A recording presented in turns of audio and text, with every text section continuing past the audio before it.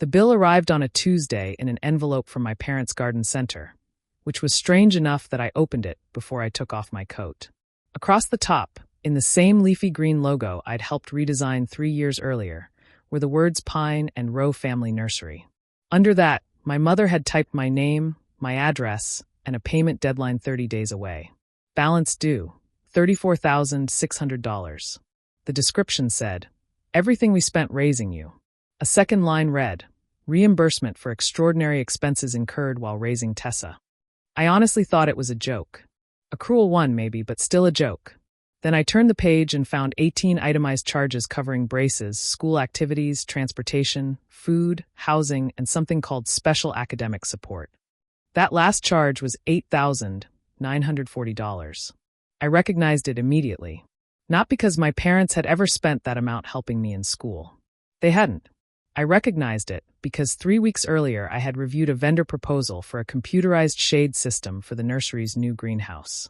The required deposit was $8,940. Exactly. Same number. Same comma. Same suspicious lack of sense. My parents hadn't calculated what it cost to raise me. They had taken the amount they needed for their expansion and worked backward until my childhood added up to the bill. At least, that's what I thought in that moment. I didn't know yet that the fake charge was the least dishonest number on those pages. I didn't know there was another accounting system, one my parents had kept for almost 25 years.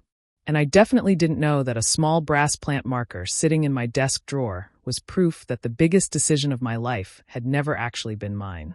If you've ever been called ungrateful by people who were perfectly comfortable accepting your help, you're going to understand why I didn't call my parents right away. I made coffee. Then I checked the math. I'm 43, and I estimate commercial landscape projects for a living. Schools, medical campuses, apartment developments, public parks. Anything involving soil, drainage, trees, irrigation, labor, equipment, and a client who wants all of it done for 20% less than it actually costs. My job is to notice when numbers are pretending to be something they're not. I live in Raleigh, North Carolina, in a narrow brick townhouse with a tiny courtyard that gets 4 hours of decent sunlight if the neighbor's maple behaves. My life isn't glamorous, but it's mine. I have a solid income, a paid-off car, good friends, and an entire kitchen cabinet devoted to tea I keep buying as if I'm opening a cafe. My parents live 2.5 hours west, outside Hickory, where they've owned Pine and Rowe since I was 9.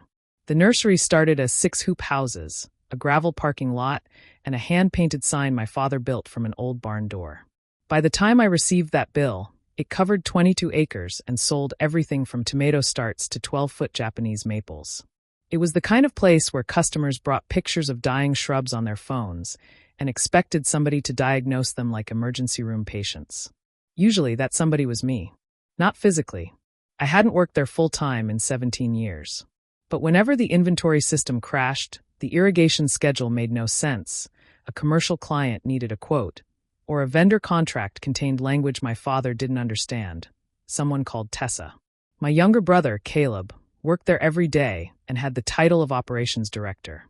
I had no title, no salary, no ownership. I did, however, have the passwords.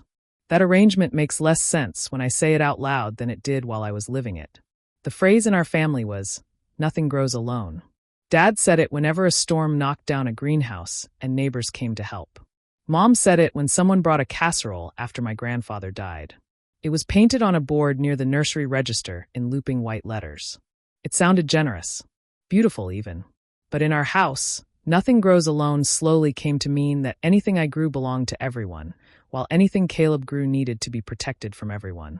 I was the child who could handle things. Caleb was 4 years younger and had severe asthma as a kid, so for a long time the difference seemed reasonable. If I made my own lunch at 11, that was independence. If Caleb forgot his at 11, somebody drove it to school. If I got an A, Mom signed the paper while standing over the sink.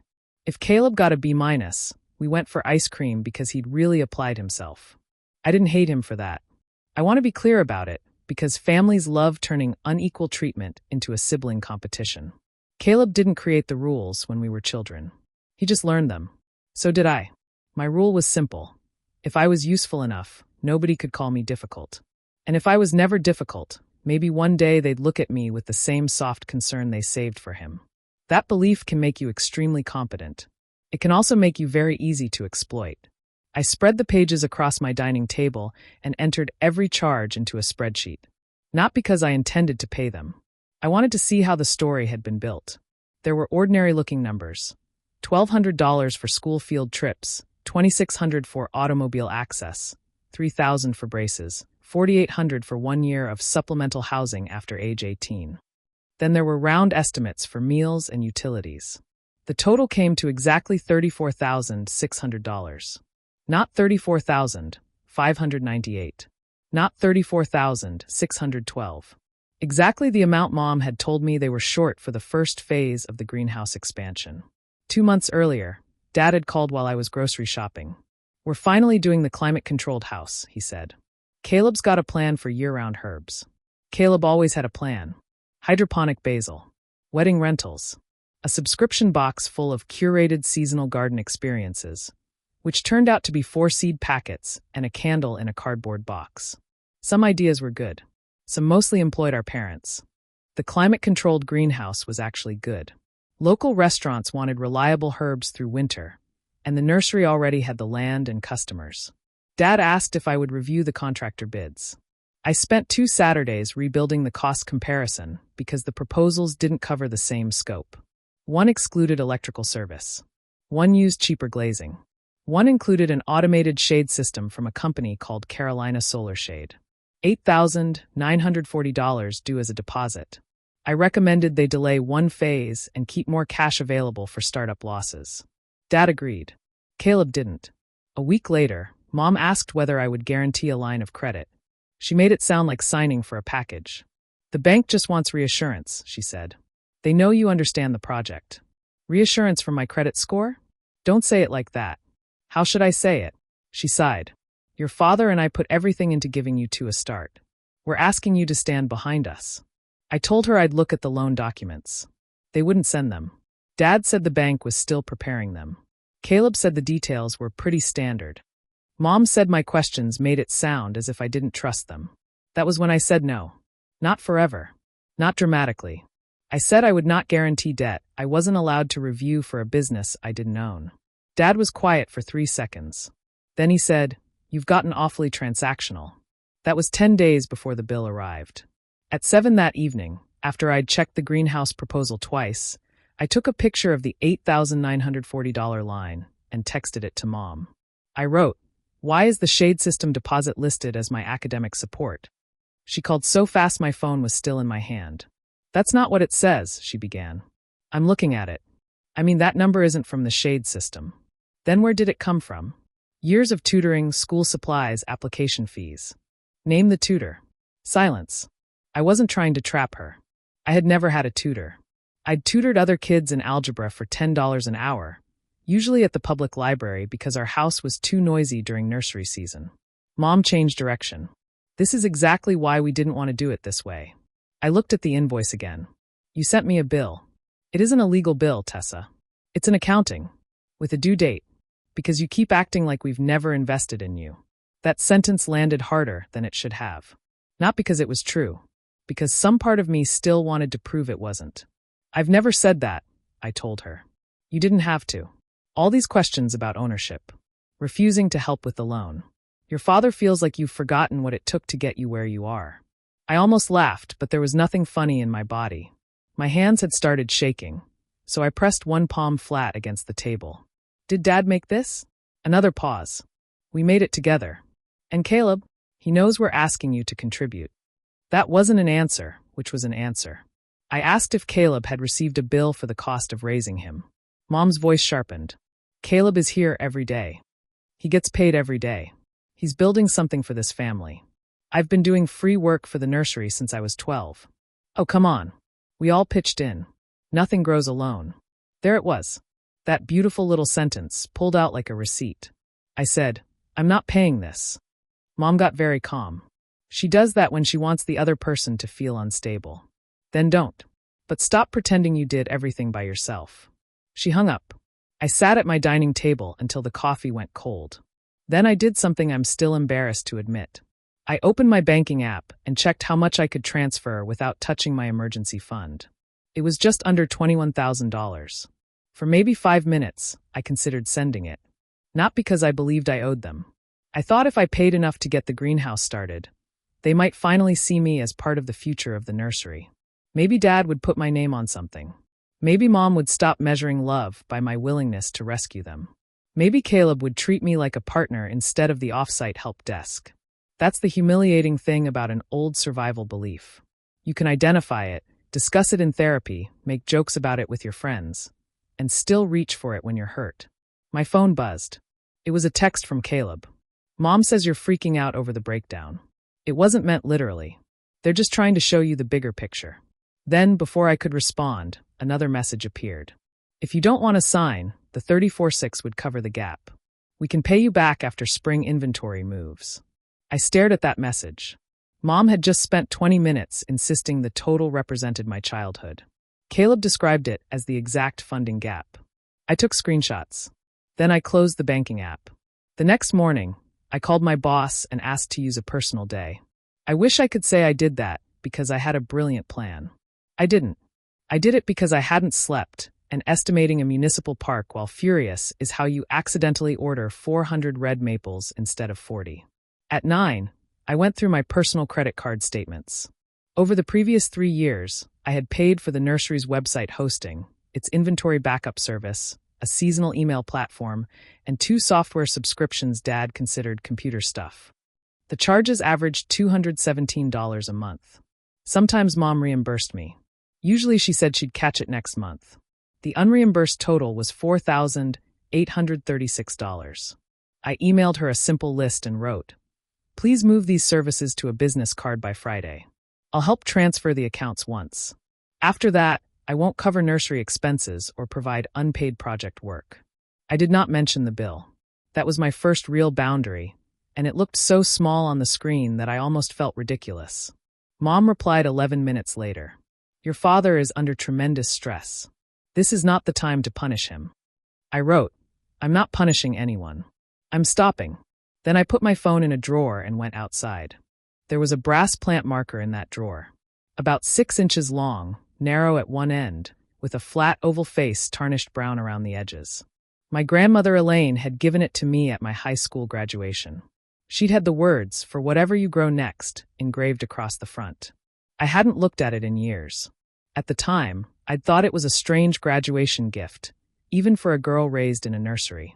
Grandma Elaine had hugged me, pressed a cream-colored envelope into Mom's hand, and whispered, "This is the beginning, honey." I assumed she meant the marker. Mom took the envelope before I could open it and said she'd keep it safe while we greeted guests. I never saw it again. That memory surfaced and disappeared so quickly I almost missed it. I closed the drawer. Then my phone started ringing from inside it. By lunchtime I had missed 7 calls. Dad. Mom. Caleb. Dad again. 2 from the nursery's front desk. 1 from a number I didn't recognize. The unknown number left a voicemail. "Hi, Ms. Rowe. This is Patrick Lowe with Foothills Community Bank. I'm reviewing the continuity information for Pine and Rose expansion request. I just need to confirm your ongoing management role and availability during the transition to the next generation. Please call me when you have a moment." I played it twice. Then I called him back. Patrick was polite, careful, and immediately less comfortable once I explained that I had no management role, no ownership interest, and no agreement to remain involved. "I see," he said. Papers moved on his end. "The application describes you as the Senior Estimating and Systems Manager." I actually looked around my empty kitchen, as if another Tessa might be standing there with that job. "Is there a salary listed?" I asked. "I'm not able to discuss the full application without authorization." "Fair enough. Did I sign anything?" "Not in the material I'm reviewing." "Then please note that the description is inaccurate. I occasionally help my parents, informally. I've ended that arrangement." He thanked me. His voice had the cautious tone people use when they've just realized a family conversation may become a banking problem. Before we hung up, he asked one more question. "Were you aware that the succession summary identifies your brother as the sole operating successor?" "No, I was not aware of that. I knew Caleb was supposed to take over daily operations eventually. That part wasn't new. Dad was 67, his knees hurt, and Mom had been threatening to retire from bookkeeping for at least 6 Christmases. But whenever I asked what taking over actually meant, Dad said we'd work it out as a family. He talked about Caleb running production and me handling commercial planning. Mom once showed me a rough sketch for a future sign that read Pine and Row, second generation. No names, no percentages, just enough possibility to keep me helping. Sole operating successor was not a vague family future. It was a decision. They'd made it, written it down for a bank, and still asked me to guarantee the debt. I called Dad. He answered with, "What did you say to Patrick?" No hello. Straight to the emergency. The truth. You made it sound like we lied. You listed me as a manager. You manage half the things around here. For free. You've always helped. That isn't employment, Dad. He exhaled hard into the phone. I could picture him at the nursery's back counter, one thumb hooked through his belt loop, staring toward the loading yard as if somebody out there had caused this. The bank wanted continuity, he said. We showed continuity. By giving me a position I don't have. It's a family business. Titles aren't the point. Apparently Caleb's title is the point. He's the sole successor. Dad didn't answer.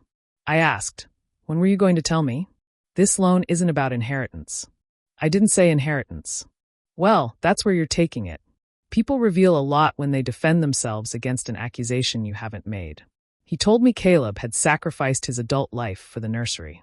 Caleb had stayed in Hickory, worked weekends, handled employees, and put his marriage under stress. All of that was partly true.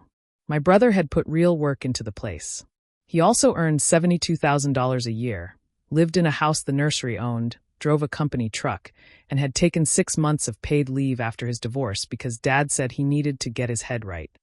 When my own engagement ended at 35, Mom sent me a devotional booklet and asked if I could still finish the nursery's spring pricing sheet by Thursday. I reminded Dad that I had worked there too. As a kid, he said. Until I was 26. Not full-time. That was technically true after I moved to Raleigh. Before that, from 14 through 22, I worked so many hours at Pine and Row that the smell of wet potting soil still makes me feel late for something. So what was the plan? I asked. I guarantee the loan, keep doing the estimating, and Caleb gets the business? The plan was for everybody to do what they're good at. There it was in plain English. Caleb was good at being the future. I was good at making the future affordable. Dad lowered his voice. You've got your career, Tess. You don't need the nursery. That sentence had followed me my entire life, wearing different clothes. You don't need help with homework.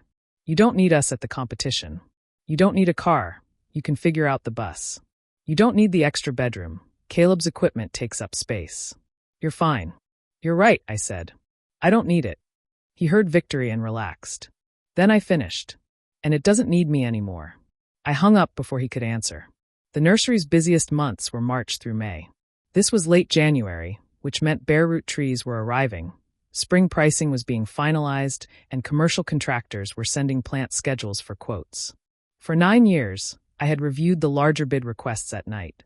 I knew which wholesalers substituted honestly, which varieties failed in Piedmont clay, and which landscape architects specified plants that hadn't been commercially available since approximately 1987. I also built the estimating templates Caleb used. I didn't delete anything. I didn't lock anyone out. I made copies of my personal records, transferred the subscriptions after Mom finally provided a business card, and sent a document explaining every recurring task I had handled. Then I stopped. The first week, nothing dramatic happened. That was almost harder. I kept checking my phone, half expecting an apology and half expecting the nursery to collapse before lunch. Neither happened. On Saturday, my friend Nina came over with Thai food and found me reorganizing my spice drawer. This is bad, she said, looking at the alphabetized jars. You're one label maker away from a breakdown. Nina and I had worked together for 12 years. She's a civil engineer, which means she responds to emotional crises by checking drainage and bringing carbohydrates. I showed her the bill. She read the first page, looked at me, then read it again. They invoiced you for being born? There's no delivery room charge. Very restrained of them. She didn't laugh. Why are you making jokes? Because the other option is driving to Hickory and setting their decorative wind chimes on fire. Okay, better choice. She went line by line. When she reached automobile access, she frowned. Didn't you buy your first car? I had. A 1996 Toyota Corolla with a dent over the rear wheel and an air conditioner that worked only when I turned left. I paid $2,800 for it with tutoring money and 2 summers of nursery work. Dad found it through a customer and negotiated the price, which, in the family retelling, eventually became the car we got Tessa. Nina tapped another charge. Supplemental housing after 18? My old bedroom. Did you pay rent? $300 a month. Is that listed as a credit? It wasn't. Neither were the $200 a month I gave Mom for groceries during community college, the health insurance I paid after 21, or any of the money I spent keeping my own car running. We started listing obvious contradictions on a legal pad. Nina's anger was clarifying. She didn't have 30 years of family training telling her every fact needed to be softened before it reached my parents. You know this isn't about the money, she said. It is literally a request for money. No. They made a document that says your existence was a loan. They want you arguing over the interest rate, so you don't ask why they think they're the creditor. That sat between us for a while. At 14, I started opening the nursery on Saturday mornings with Dad. We'd arrive before sunrise, and he'd hand me a paper cup of gas station hot chocolate while we rolled open the greenhouse walls. Those mornings are some of my best memories of him. He taught me to tell whether a root ball was too dry by its weight. He showed me how to look at a slope and see where water wanted to go. I loved the quiet before customers arrived. I loved labeling flats, counting shrubs, and watching an empty gravel aisle become orderly under my hands. Dad used to say I had an eye for the whole place. But praise in our family usually came attached to an assignment. At 16, I needed braces because my lower jaw had started locking. The estimate was just over $3,000. My parents told me money was tight after a greenhouse heater failed, so Mom created what she called a work exchange. For 9 months, I recorded my hours on pink index cards. Every $10 hour reduced the dental balance. I cleaned trays, updated inventory, watered Sunday mornings, and covered the register when other teenagers were at the lake. When I finally crossed out the last $50, Dad hugged me and said, "See, you take care of the place takes care of you." The new bill charged me $3,000 for those braces. Again, I still had the cards. Or I thought I did. The next morning I climbed into the attic and opened 3 boxes marked college, which was optimistic because most of their contents were old tax returns, extension cords, and a formal dress I hadn't fit into since the first Bush administration. In the 3rd box, beneath a cracked portfolio case, I found a rubber-banded stack of pink cards. My handwriting leaned forward like it was trying to get somewhere. January 12th, open/cash/Waterhouse 2 to 6.5 hours. February 3rd, inventory 4 hours. On the last card, I had written paid in thick black marker. I sat cross-legged in the dust and cried. Not because of $3,000. Because 16-year-old me had believed she was earning relief from a debt no child should have had. She had kept perfect records. She had met the terms. And 27 years later, her parents had quietly put the balance back. On Monday morning, I scanned the cards and emailed copies to Mom and Dad.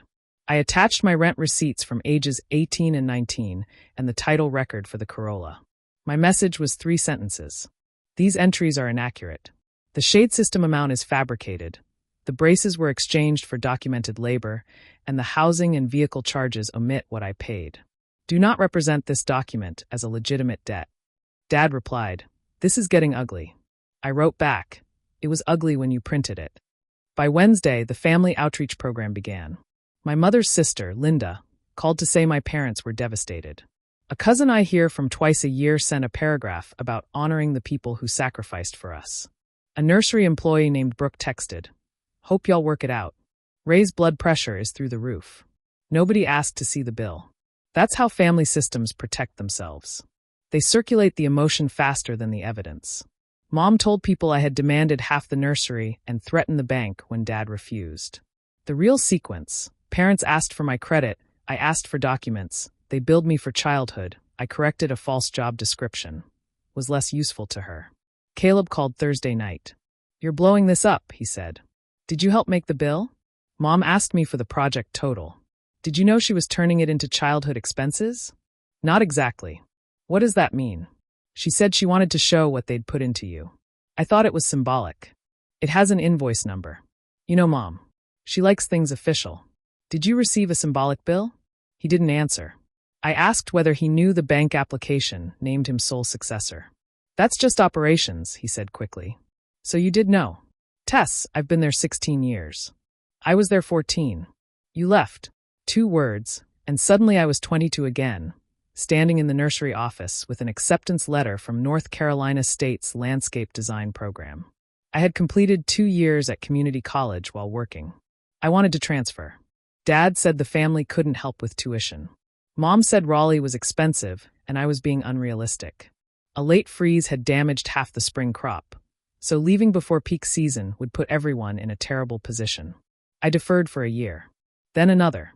By the time I left, I was 26 and took the first estimating job I could get, not the program I had once planned. Yes, I told Caleb. I left. He gave a humorless laugh. And built a whole life. Good for you. Some of us stayed to deal with the mess. You were paid to deal with it. There it is again. Everything's money with you now. I looked at the $34,600 bill on my desk. Caleb, you called me about an invoice. He hung up. The following Monday, Mom emailed what she called supporting documentation. I think she meant to prove that the bill wasn't random. Maybe she thought a larger spreadsheet would overwhelm me into accepting the smaller one. It contained 6 tabs. The first listed the same 18 charges. The second contained household estimates copied from old tax tables. The third tracked reimbursements I'd received as an adult. The fourth was named Tessa Advance Account. The earliest entry was from 1999, when I was 16. Braces, debit $3,000. Labor credit, $3,000. Balance, 0. Mom had records of the work exchange. She had not forgotten. She had copied the debit into the new bill and left out the credit. Below it were dozens of entries I'd never seen. Rent I paid was marked family contribution, but not credited against anything. Nursery hours after high school appeared as debt service. My community college books were debits. The scholarship that paid for those books was not a credit. Website work, inventory cleanup, vendor research. Year after year of labor was recorded as repayment for the privilege of having been supported. Caleb had a tab too. His was named Caleb Capital. His wages appeared as wages. Extra weekends appeared as equity. The company truck counted as a business asset. The house he lived in was employee retention. Even a $12,000 loss from his failed subscription box idea was labeled development investment. Same family. Same business. 2 accounting languages. On my page, help became debt and work erased it. On his page, help became investment and work built ownership. I scrolled back to the top of my tab. The first line wasn't the braces. It was dated June 6, 1998, 3 days after my high school graduation. E. Mercer contribution, $25,000. Use, Phase 2 land acquisition. Classification, Tessa Future Advance. E. Mercer was Elaine Mercer. My grandmother. I opened my desk drawer and took out the brass plant marker. For whatever you grow next. Then I called her. Grandma Elaine was 86 and living in a retirement community outside Tucson. She answered on the 4th ring and said, "If this is about the new hearing aids, I'm already wearing them, so you can stop yelling." I hadn't been yelling, but I lowered my voice anyway. We talked every few weeks, usually about weather, books, and whether the plants in her courtyard were being watered correctly. My mother managed the deeper family news. Or, as I was beginning to understand, edited it. I asked Grandma if she remembered giving Mom an envelope at my graduation. She went quiet. Of course I do. What was in it? The bank receipt. For $25,000? Another pause. Longer this time. Yes. I pressed the brass marker between my thumb and palm until its edge hurt. Grandma explained that after my grandfather died, she sold a piece of land they'd owned near Boone. She gave $25,000 to each grandchild. Caleb's portion was placed in an account because he was 12. Mine went to my parents because I was 18 and they said they would help me use it for school. Your mother told me you decided to put it into the nursery, she said. She said Ray was giving you an ownership share equal to the land. I couldn't speak. Grandma kept going, slower now. I asked you about it the Christmas after you graduated. You said you were still figuring things out. I thought you didn't want to discuss money in front of everyone. That Christmas, Mom had stayed near us almost the entire day. Every time Grandma and I started talking alone, Mom found a plate to refill or a picture to take. I'd always thought she was being attentive. I never knew, I said. Grandma made a small sound, not quite a gasp. Oh, Tessa. She asked me to repeat it. Then she asked if I was certain. I told her about the spreadsheet and read the entry word for word. Phase 2 land acquisition, she said. That was the 4 acres behind the lower greenhouse. How do you know? Because your father sent me a photograph after closing. He drew a yellow line around the property and wrote, "Tessa's future starts here." I had never seen that photograph. Grandma still had it. She also had a copy of the cashier's check, a letter Dad wrote thanking her for making Tessa's education and eventual place in Pine and Row possible, and 2 Christmas cards where my parents assured her I was happy with the arrangement. This was no longer a story about my parents favoring Caleb. It wasn't even primarily about the fake bill. They had taken the money that could have sent me to school, used it to buy land for the nursery, persuaded my grandmother that I had chosen the investment, and then spent years telling me there was no money for me to leave. After I left anyway, they treated the work I continued to provide as repayment for support they had already financed with my gift. And now the land purchased with that money was part of the collateral package for an expansion Caleb would inherit. Every earlier detail shifted. Mom hadn't discouraged Raleigh because she thought the program was impractical. They'd already spent the money. Dad hadn't kept succession vague because he disliked paperwork. Vagueness kept me working toward a promise he had already assigned to Caleb. The family phrase hadn't simply been used to ask for help. It had covered the fact that they were planting with my resources and calling the harvest theirs. Grandma started crying. I had heard her cry only twice before, at Grandpa's funeral and when her dog, Walter, died. Even then, she'd tried to hide it by clearing her throat. "I should have handed it to you," she said. "You trusted your daughter. So did you." That was the first sentence anyone had said that didn't make my trust sound like stupidity. I told her not to call Mom yet. I needed time to think. "Honey," she said, suddenly firm, "I have given them 28 years to do the right thing without being asked. I can give you 2 days." That was Grandma Elaine. 5'2", lavender cardigan, absolutely ruthless about deadlines. She overnight copies of everything to me. For the next 48 hours, I moved through my life like I had a low fever. I went to work. I answered emails. I sat through a meeting about a hospital courtyard and contributed a reasonable opinion about permeable pavers. Then I went to the restroom and cried so quietly a woman in the next stall asked if I needed allergy medicine. At home, I kept opening old memories and finding my parents' fingerprints on the choices. I had turned down school housing because Mom said debt would trap me. I had worked 6 days a week during peak nursery seasons because Dad said we couldn't afford another full-time employee. I had thanked them for letting me stay in my bedroom while paying rent. The hardest part wasn't that they took money. It was that they let me build a personality around surviving a shortage they had created. On Friday, Grandma's package arrived. The photograph showed Dad standing beside a for sale sign on the 4-acre parcel, grinning and holding a shovel. A yellow marker line outlined the land. On the white margin, in his block handwriting, were the words "Tessa's future starts here, June 1998. Behind it was Dad's letter. The paper had faded, but the promise was clear. He wrote that my share would be documented after the purchase, and that the land would give me either tuition support or an ownership position when I decided which path suited me. Neither happened. I called an attorney. Not because I wanted to sue my parents into the ground. I didn't even know if I could do anything after so many years. I wanted someone outside my family to tell me what was fact and what was grief. Her name was Marisol Grant, and she specialized in small business disputes. She listened without making dramatic faces, which I appreciated. She said the age of the transaction complicated any legal claim, but the letters, spreadsheet, and recent loan application mattered. At minimum, I needed to formally correct any representation that I worked for the nursery or supported the loan. I also needed to stop discussing evidence on emotional phone calls. Your parents are currently making decisions based on the assumption that you want their approval more than they need your cooperation, she said. That's been a safe assumption. Is it still? I looked at the brass marker on her conference table. I don't know. That was the honest answer. Marisol sent a short letter to the nursery and bank. It stated that I had no management role, had not authorized use of my name or financial standing, and disputed the $34,600 invoice in full. It also requested that records related to Grandma's contribution and the Phase 2 land be preserved. No threats. No accusations. Just a boundary in professional language. Mom called 9 times the day it arrived. Dad left 1 voicemail. "You brought a lawyer into this family. Think about what you're doing." I saved it. Caleb drove to Raleigh.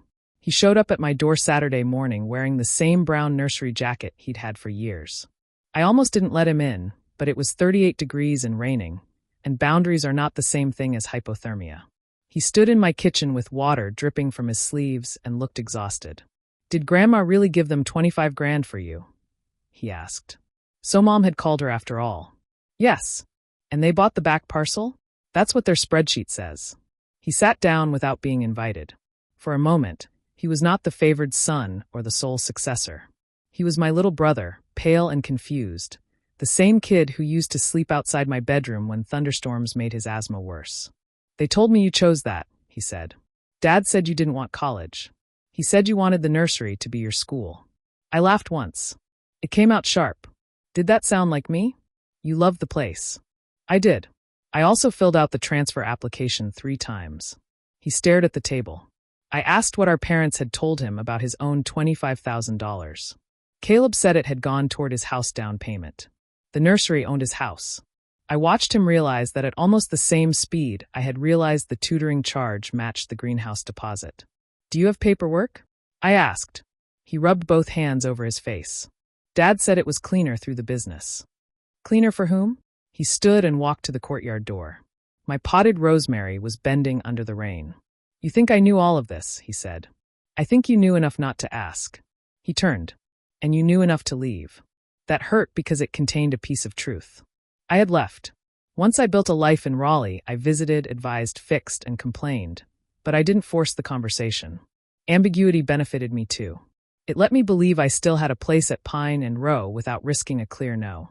"I should have asked harder," I said. "But you were the person receiving the benefit, Caleb. You had more reason to avoid the answer." He looked away. I showed him the bill, the spreadsheet, my work cards, and Dad's letter to Grandma. He read everything. When he reached the Tessa Advance and Caleb capital tabs, he leaned back as if the chair had moved. "I didn't make this," he said. "You gave Mom the number. For the expansion gap. And when she billed me for it, you texted that I was freaking out."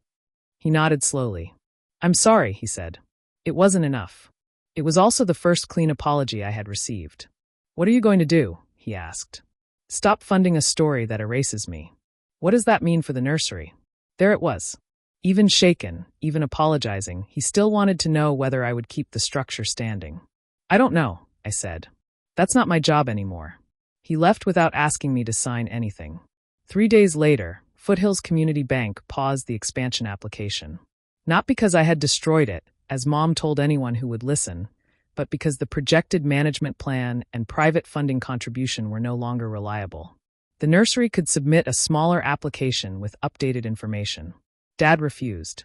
He said accepting less would kill the project. Then the real consequences of my absence began to show. A commercial quote went out missing freight and lost the nursery $6,000. The inventory software stopped syncing because Caleb had ignored the transfer instructions. 2 restaurant buyers withdrew from the herb program after nobody answered cultivation questions. None of those problems were irreversible. All of them revealed work my family had classified as casual help. Mom sent me screenshots with red circles and messages like, "Is this what you wanted?" I didn't respond. She began dropping off my childhood belongings at Nina's house because I wouldn't meet her. Yearbooks. A lamp. 2 boxes of school papers. The small trophies that had lived in the nursery office until Caleb needed the shelf. The casserole arrived before the apology, which was extremely on brand. Mom left a pan of baked ziti on Nina's porch with a note that said, "We all need to calm down." No apology, actually. Just pasta and a group assignment. In one box, I found my acceptance letter from NC State. Across the top, Mom had written in pencil, "Defer. Tessa agrees, family need." I had never seen those words. Under it was a carbon copy of a letter withdrawing me from consideration for a small transfer scholarship. It carried my typed name and a signature that looked enough like mine from a distance. I hadn't written it. That discovery made me physically sick. The $25,000 was one theft. The letter was something worse. Money can be repaid. A decision made in your name changes where your whole life goes. I sent the copy to Marisol and then called Mom. She answered softly, as though gentleness could erase the last month. "Hi, sweetheart. Did you withdraw my scholarship application?" Silence. "Mom, you were going to defer anyway. Did you sign my name?" "The deadline was that day. You were at work. Did you sign my name?" "Your father had just found out how much inventory we'd lost." We needed certainty. I sat on the edge of my bed because my legs had gone weak. You needed certainty, I repeated. You were talking about leaving in the middle of the season. We couldn't plan. So you decided for me. We knew you. You would have come back after one semester when the money ran out. There was money. Grandma gave you money. Her breathing changed. For the first time, she sounded less defensive than tired. That nursery was how we fed you, she said. How we kept a roof over everybody. The land was an investment in all of us. Then why did you tell Grandma it was mine? Because she wouldn't have given it otherwise. There are moments when an entire argument ends, not because anyone agrees, but because one person finally says the true thing. Mom tried to keep talking. She told me Dad had grown up poor. She reminded me the nursery nearly failed twice. She said Caleb's health made stability essential. She said she had been $20 short at the grocery store more times than I knew. I believed her. My parents had been scared. They had taken one emergency decision, survived it, and then built a moral system to make it acceptable. The nursery kept us fed, so anything done for the nursery became good. I was capable, so anything taken from me became survivable. Caleb was fragile, so anything given to him became necessary. Understanding the logic didn't make it love. You could have asked me, I said. You were 18. Old enough for you to spend money in my name. She started crying. I cried too. I wish I could tell you I stayed perfectly calm. I didn't. I asked how many times she had watched me fill out that transfer application knowing the fund was gone. I asked if she'd ever planned to tell me. I asked what would have happened if I'd signed the bank guarantee and never seen the spreadsheet. She had no answer that didn't begin with "we thought" and end with something I was expected to absorb. Before I hung up, she said, "Your father will never survive losing this place." I said, "Then stop asking me to disappear so he doesn't have to be afraid." That was the first time I chose my own pain without first ranking it below everyone else's. It did not feel powerful. It felt awful. For 2 weeks I barely slept. I kept my phone on silent, but checked it constantly. I wanted Dad to call and admit everything. I wanted Mom to drive to Raleigh, sit at my table, and tell me she understood what she'd taken. What I got was a formal invitation to a family business meeting at the nursery. Attached was a proposed ownership agreement. 25% for me. 40% for Caleb. 35% retained by my parents until their deaths. The $34,600 invoice would be forgiven and treated as my initial capital contribution. The $25,000 graduation money would be acknowledged as part of the nursery's historical capitalization. I would become director of estimating and systems, work a minimum of 15 hours a week without salary for 2 years, and guarantee the revised expansion loan. At first, I was furious. Then I saw my name under owner. And I almost said yes. That's the part I'm least proud of, and maybe the part that matters most. I printed the agreement. I read it at my kitchen table until midnight. I imagined walking into Pine and Row as an owner. I imagined my name on the office door, my ideas carrying weight, Dad introducing me to vendors as his daughter and business partner. It was what I had wanted since I was old enough to carry a watering wand. The offer was unfair. I knew that. Caleb would receive more equity without guaranteeing the loan. My stolen college money would be counted as something the nursery had given me. The fake bill would become my investment, as if agreeing not to collect imaginary debt were the same as contributing cash. And 15 unpaid hours a week on top of my real job would consume nearly every weekend for 2 years. But there was my name. Owner. Old hunger can make bad terms look like a feast. I called Nina and told her I was considering it. She didn't shout. She asked one question. If they truly believe you earned that ownership, why do you have to purchase it by becoming useful again? I hated that question. So I called Caleb, hoping he would give me a different answer. He had received his own version of the agreement. His required contribution was continued full-time employment at his existing salary. No personal guarantee. No extra capital. Dad says it's finally a real path forward, he told me. For both of us? Yeah. Read Section 6. He went quiet while he found it. Section 6 required unanimous approval for any sale, distribution, debt refinancing, or change in executive compensation. Because Mom and Dad retained 35% together and Caleb held 40%, the two of them could approve anything without me. I would own a quarter of a company, guarantee its largest debt, and still be unable to stop Caleb's salary from increasing or the nursery from borrowing more. We can fix that later, he said. That's what they've told me for 25 years. He sighed. What do you want, Tessa? It sounded like an honest question, and I realized I didn't know. I had spent so long wanting my family to choose me that I hadn't separated that desire from wanting the business itself. Did I want to spend my weekends resolving inventory problems? Did I want to guarantee a greenhouse expansion I had already recommended scaling back? Did I want every disagreement with my parents to become a shareholder dispute? Or did I want a corrected version of my childhood? No contract could provide that. I took the brass marker from my desk and laid it across the signature line. For whatever you grow next. Not what they grew next. What I grew.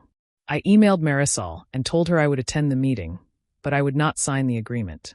The meeting took place on a gray Monday morning in the nursery's potting shed, which had been cleaned so thoroughly it looked suspicious. The long work table where employees usually filled trays had been wiped down and surrounded with mismatched chairs. Dad sat at one end. Mom sat beside him with a yellow legal pad. Caleb was across from them, shoulders rounded inside his nursery jacket. Patrick from the bank had joined because the revised loan depended on the proposed ownership structure. My parents' accountant, Mr. Bell, sat near a portable heater. Marisol came with me. Grandma Elaine appeared on Caleb's laptop through video call.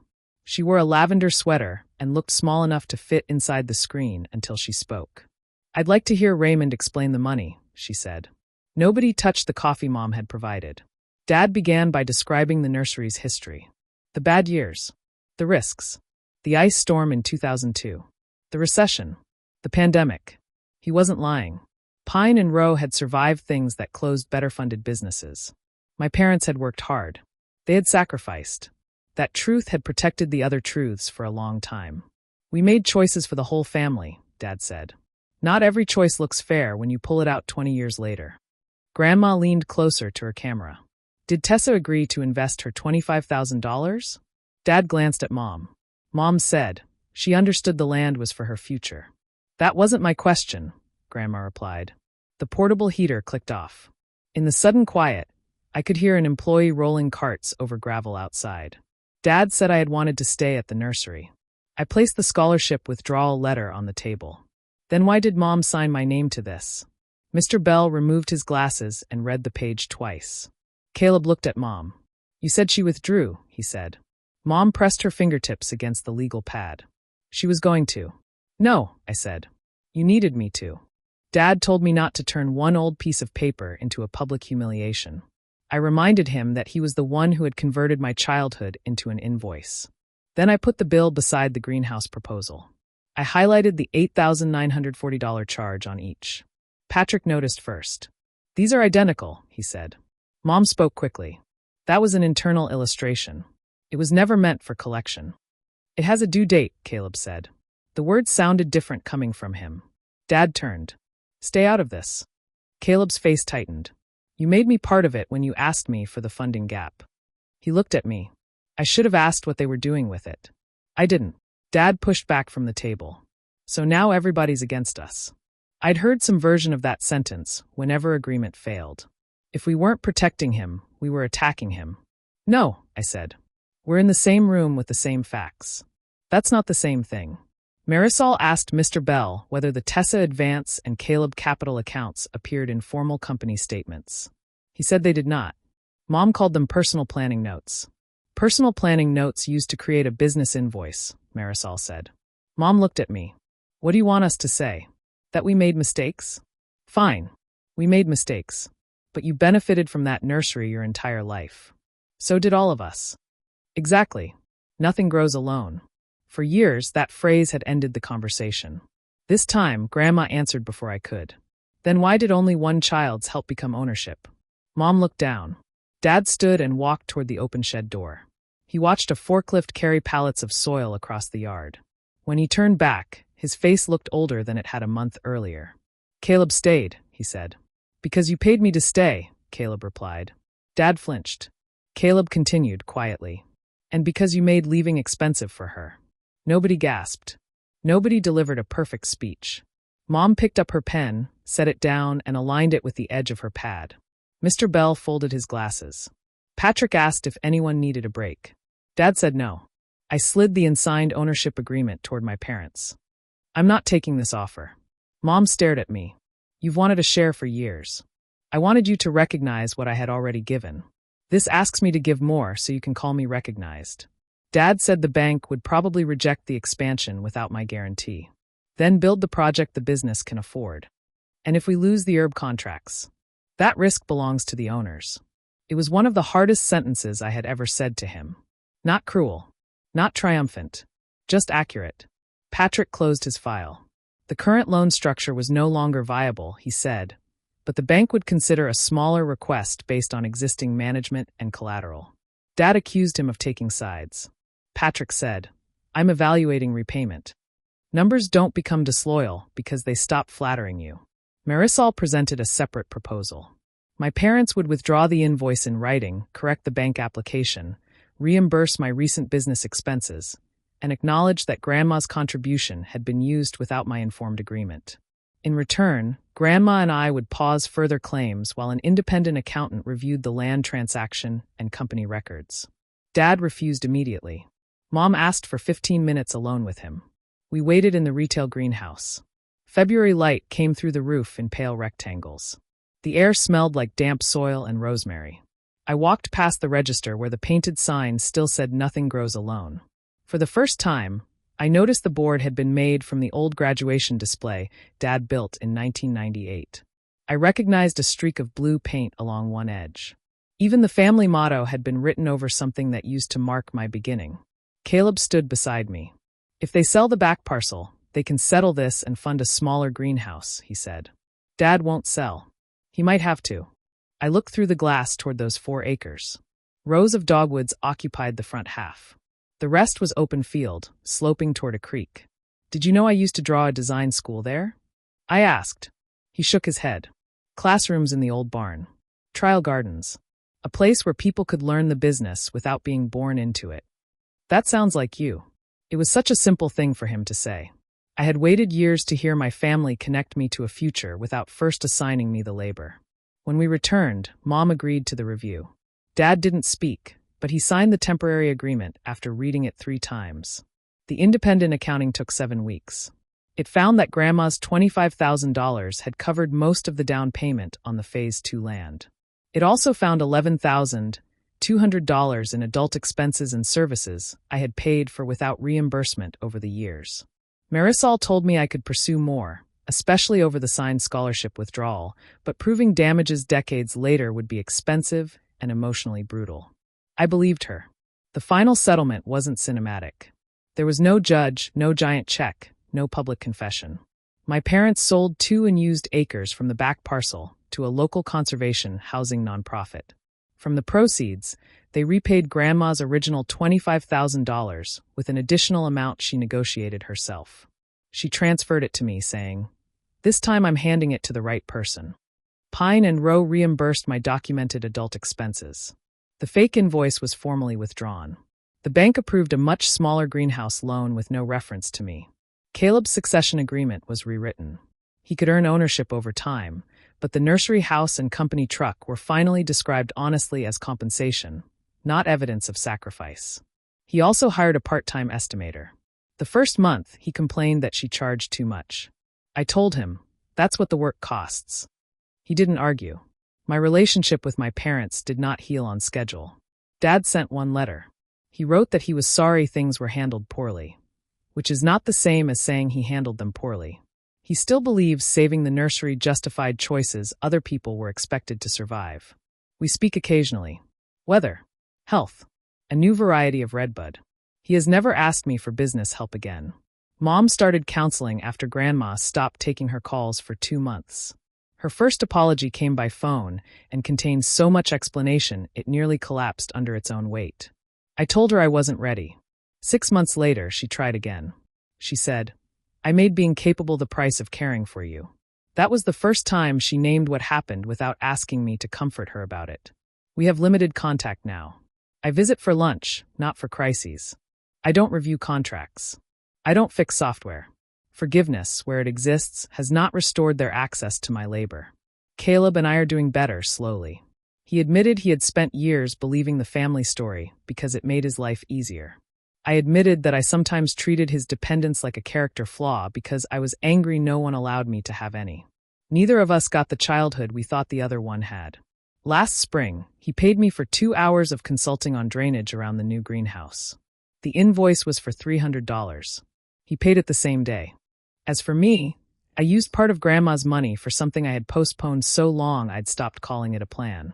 Nina and I leased a small office beside a community garden in southeast Raleigh. On Friday afternoons, I teach a paid estimating workshop for young people entering landscape work. How to read plans, price labor, question assumptions, and make sure invisible work gets a number.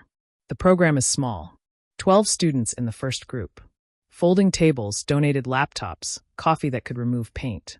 But it belongs to the life I chose. On the day we opened, Grandma came from Arizona. Caleb drove her from the airport. Mom sent flowers.